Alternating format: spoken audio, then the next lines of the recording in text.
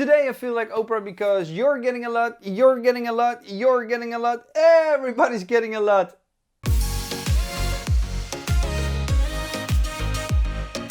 Alright, so the first thing that we're going to do is we're going to Google and we're going to fill in on1 LUTs. Going to hit the enter. And then you've got a link over here, LUT packs here on one. Let's click it. And then it takes you to the on1 website in which you can download all the LUTs. You can either download all or you can download them separately. So we've got a color boost, a nature and wildlife, a black and white, a cinematic LUT, a landscape LUT, lifestyle and commercial LUTs, moody LUTs, portrait LUTs and Lotify Me LUTs. The description of the LUTs is over here. So for cinematic, this free LUT pack will give you nice rich cinematic tones across your images. Many of the free LUTs in this pack are great for dramatic photos. Warm LUTs accentuate deep shadows and bright highlights, while other LUTs apply cool, moody tones. Right, so please keep in mind that before you apply a LUT, you need to make sure that the base of your image is great. So always make sure that you nail it in camera and you only have to do a little bit of work in post-processing. If something is off and you need to color correct it first, make sure you do that first before you apply the LUT, otherwise things will look pretty weird and stuff like that. So I'm going to show you guys a couple of photos and I'm going to show you guys the different LUTs. So let's go. Right, so the first thing that we need to do is, once you've downloaded the LUTs and you've installed it, make sure you go to Preferences and then go to Core Options and then scroll down and make sure you've put them in the 3D LUT root folder. So if you see a different folder over here, make sure that this navigates to the folder that you've put the LUTs in.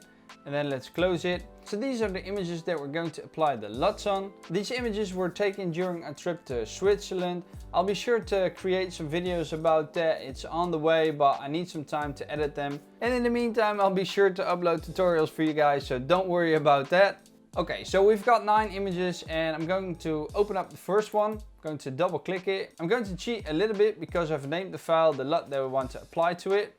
So here we have the 3D LUT module, and if you don't have it, go to the search module and fill in 3 and then you see the LUT 3D. I'm going to activate that one.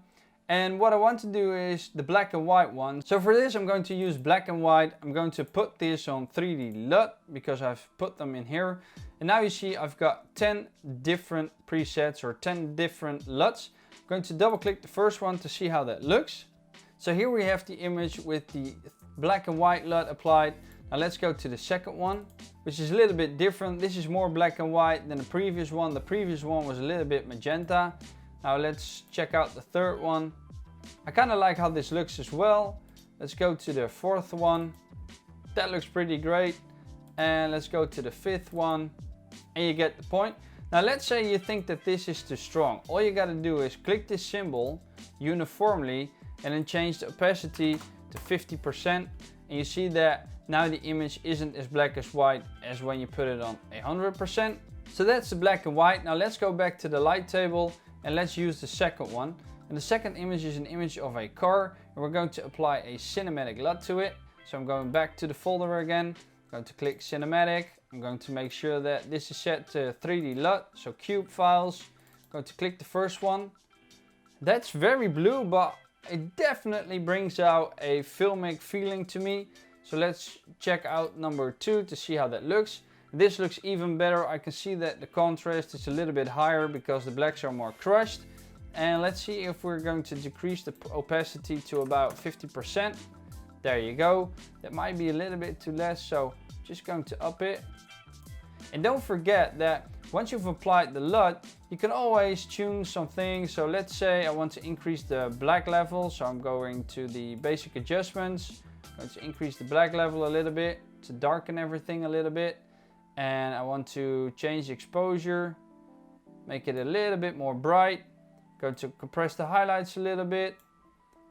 I'm going to keep the brightness as is, but I'm going to increase the saturation. And now let me show you guys before and after. So I'm going to click this symbol. Now the basic adjustments aren't being applied. We've just got the LUT. And if I click it, the basic adjustments are being applied. Now let's take a snapshot of the basic adjustments. Let's take a snapshot of the 3D LUT. And let's compare the both of them. So we've got the 3D LUT, any basic adjustments. And then here's the basic adjustments version. And here's the LUT version. So it's a little bit more different. It's very subtle, but you can definitely tell. So let's deselect the snapshot. Let's close down this module and let's move on to the next one. So we're going to the light table and we've got this building over here. And with this picture, I'm going to use the color boost. So for that, I'm going to use the 3D again. I'm going to navigate to the color boost folder. So I'm going to double click it, put it on 3D LUTs. And we've got a couple. We've got Agua and Orange Dark, Blues Cube, Earth Tone Boost, Green Blues, Green Yellow, Oranges, Purple, Reds, and Reds, Oranges, and Yellow. So let's click the Agua one. And that's way too dark. So let's see if there's another one, because I want to start with a fairly good one before I start changing the values of the LUT itself. So let's see, Earth Tone. That might be pretty cool. Let's see if we can decrease the opacity a little bit. That looks fine. So I'm going to keep this as is. So now you saw a couple of color boost LUTs. Now let's go back to the light table and let's grab this landscape picture. I kind of like how this looks because we've got a blurry foreground, we've got some middle ground, and we've got some ground in the distance. And this is the subject of my photo. I'm going back to the original layer in this case, and I'm going to compress the history stack. I'm going to apply a landscape LUT. So once again, back to the LUT 3D. Let's open that one up. Let's go to landscape. And now I'm going to put this on 3D cube. And if you don't see them over here, what you can do is you can go to 4 other programs. Then you can find them here, cube files. So let's go back. Let's double click it. That's pretty awesome actually. It makes the colors turn out great. Let's go to the second one. I'm just going to showcase all of these. So this is a little bit too green. And let's say you want to address this. So I'm going to put the opacity to 50%. And that already looks a lot better. And now I'm going back to the color zones module. Going to open it. And let's say I want to tune down the greens. Going to create a point in the saturation menu over here and over here.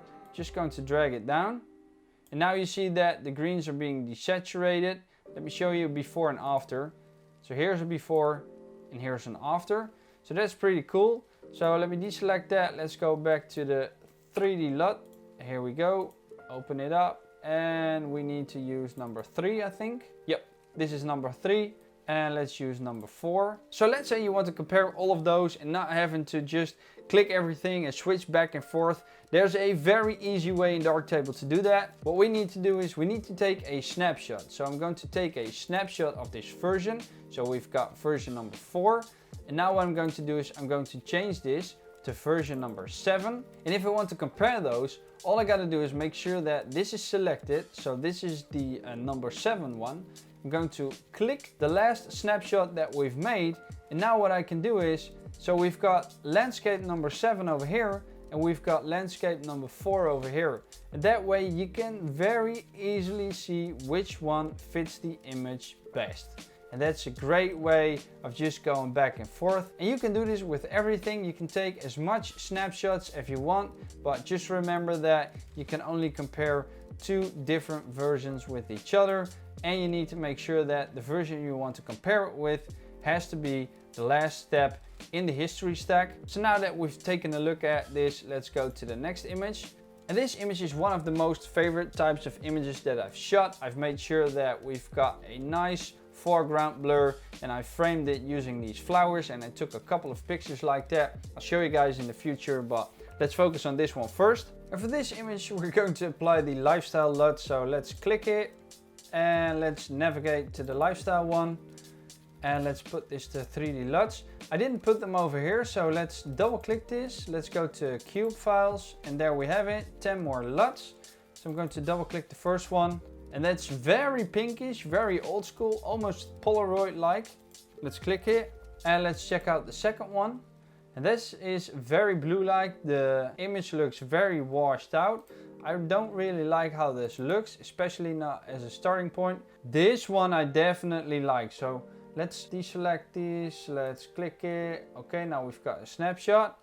So let's click this symbol again and let's move on to the next one, which is number 4, which makes the sky a little bit more overexposed. But let's see if we tone this down to about 50.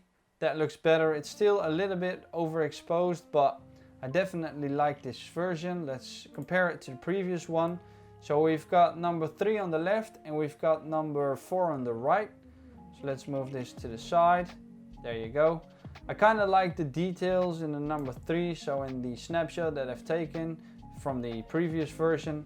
So let's deselect the snapshot and let's switch this to number 5.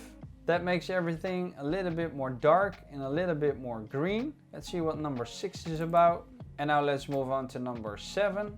And this looks pretty good as well. It might be a little bit dark in the middle, but I kind of like how the entire feeling of this image is. So let's go to number 8 and see how that one looks. That one looks a little bit worse. You can see a shift in the black point as well, but you guys get the point. So in this case, I like the third version the most, which is this one. Now let's move on to the next one. So we're going back to the light table and we're going to this image of me and the dog. And the one I've got for this one is the LUTify. So let me showcase the LUTify to you guys. And I'm going to, for all the software, cube files, put this on cube again. And I'm just going to run through all of them to show you guys how they all look.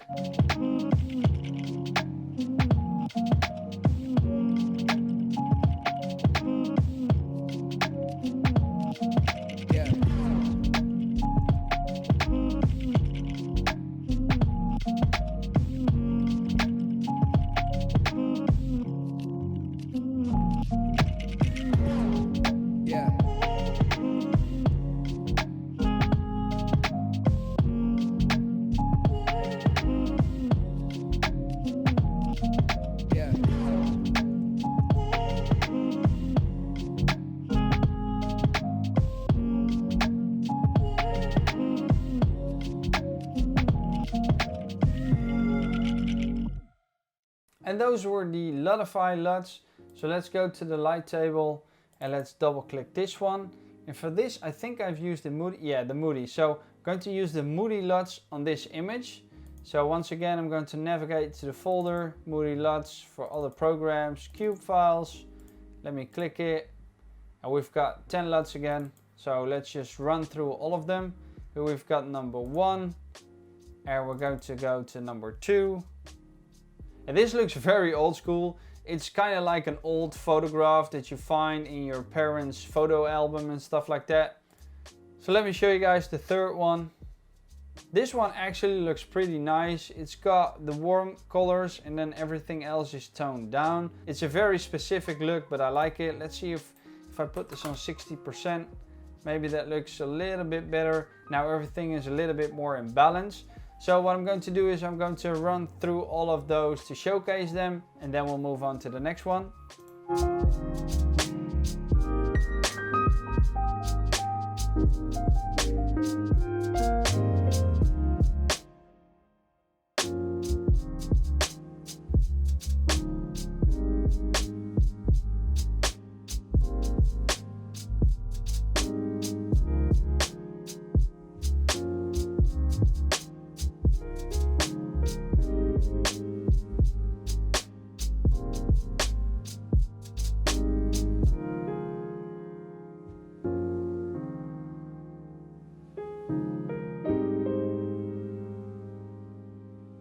And those were the Moody LUTs. So let's go back to the light table again.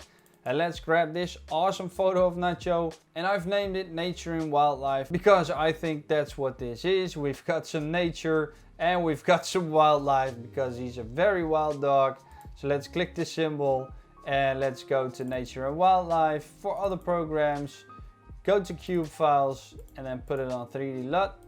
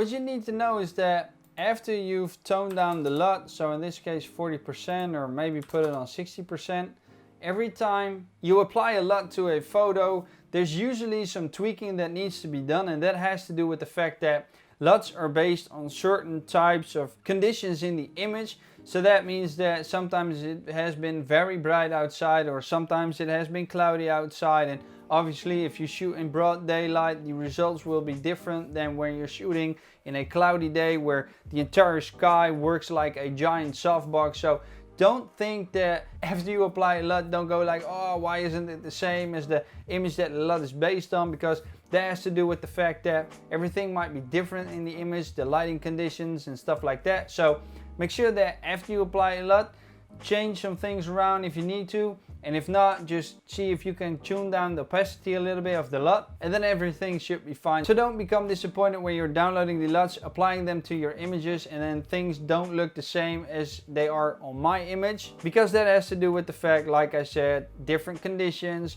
gather different results. Now we're going to the final LUT, so let's go back to the light table. Let's double click the last image. It's an image of me and Lisa and the dog while we were in Norway last year. I'm going to apply the portrait LUTs. So let's go to the folder, let's navigate to the portrait ones, for other programs, cube files, put this on 3D LUT, and let's click the first one. And this is far too bright and far too red for my taste, so let's see what number 2 is all about. It's a little bit washed out, but I kind of like how this looks. It looks a little bit cinematic, so I'm going to use the third one to see the difference. This is a little bit more yellow. The skin tones are more yellow than before. And if you want to know where the colors are, where in the spectrum, all you got to do is go to the color zones module and then open it, activate it, and then use the color picker. And if you use the color picker, you can move it around and it'll show you where the colors are in this spectrum. So this does look a little bit blue-like, but as you can see, the colors are still in the red and the oranges. This will be in the yellows. Same with the skin tones, a little bit in the red, but in the yellows as well. And then the shadows have more blue type colors, as you can see in the dog and as you can see in my vest. So let's deactivate this one. Let's go back to the 3D LUT one and let's use the next one. So that's number 4. Once again, it looks very old school, very yellow-like. Let's go to number 5. This is really popping, but you see that there's a lot of yellow in it. You can see in the histogram as well. It's really going past the black point and past the highlights. So let's go to number 6. This looks more natural. It was actually a pretty bright and cool day outside, and the skin tones really resemble the climate outside that day. So let's go on to the next one, number 7. Let's see what happens if I put this on 40%. There you go. I think this looks pretty great actually. So let me show you guys before and after. So here's the original, and then here's the image with the LUT applied. That looks pretty great. So let's move on to number 8 to see the difference. And we've got 2 more to go. We've got number 9, which has a little bit more contrast in it. The dog became more black, my vest became more black, and everything just stands out a little bit better.